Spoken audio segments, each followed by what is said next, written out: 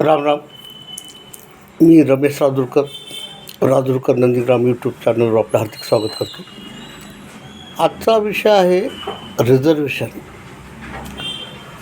राखीव जागेबद्दल जे आंदोलन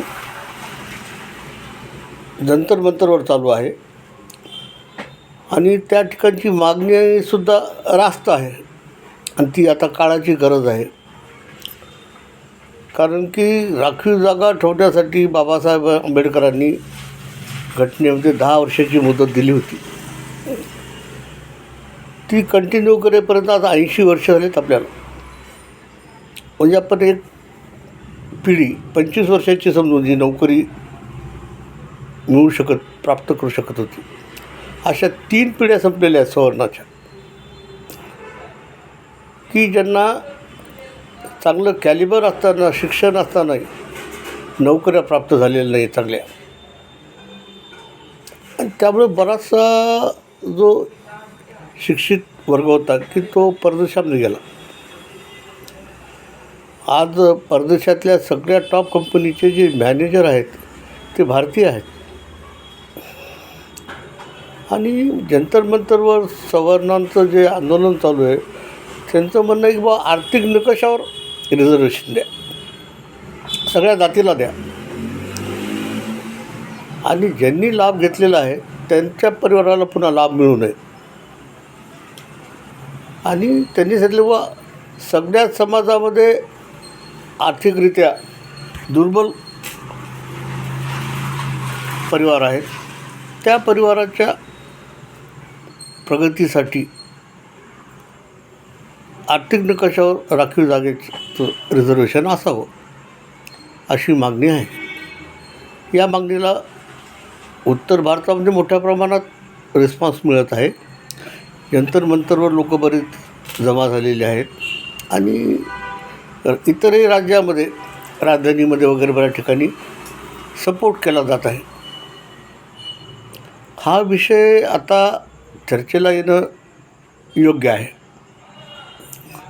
ज्यांच्यासाठी रिझर्वेशन दिलं होतं त्यांना भरपूर वर्ष त्याचा लाभ मिळालेला आहे आणि ती आज सर्वसामान्य सर्वांच्याच लेवलवर प्राप्त झालेलं आहे. ज्यासाठी जे प्रोव्हिजन होतं बराचसा कालावधी त्यामध्ये गेलेला आहे. म्हणून याच्यापुढे रिझर्वेशन एक तर रद्द व्हावं किंवा रिझर्वेशन हे आर्थिक निकषावर असावं. आपले माजी पंतप्रधान अटल बिहारी वाजपेयी यांनी लोकसभेमध्ये सांगितलं होतं की आर्थिक निकषावर रिझर्वेशन असावं. कारण भारतामध्ये बरेच सर्व समाजामध्ये गरीब जनता आहे, त्यांना पण या गोष्टीचा लाभ मिळाला पाहिजे. हे चुकीचं आहे की 90 मार्क घेणारा माणूस मेडिकलला लागू शकत नाही आणि 40% मार्क घेणारा माणूस मेडिकलला जाऊ शकतो, डॉक्टर होऊ शकतो. ही फार मोठी भयानकता आहे. ज्याच्यात कॅलिबर आहे त्याला ती संधी मिळत नाही.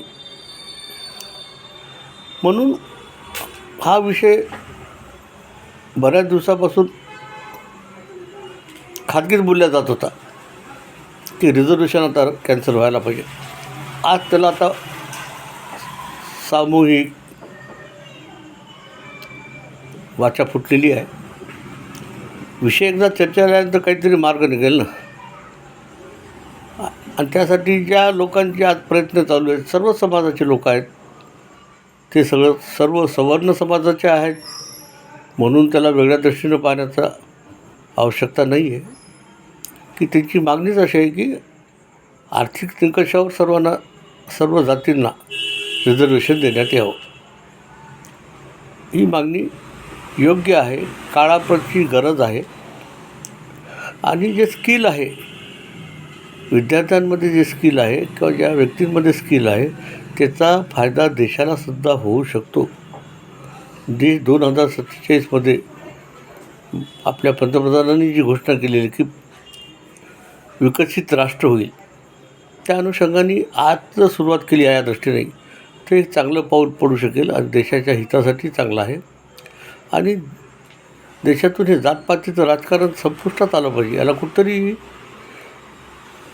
थांबवलं पाहिजे. आता म्हणून आपण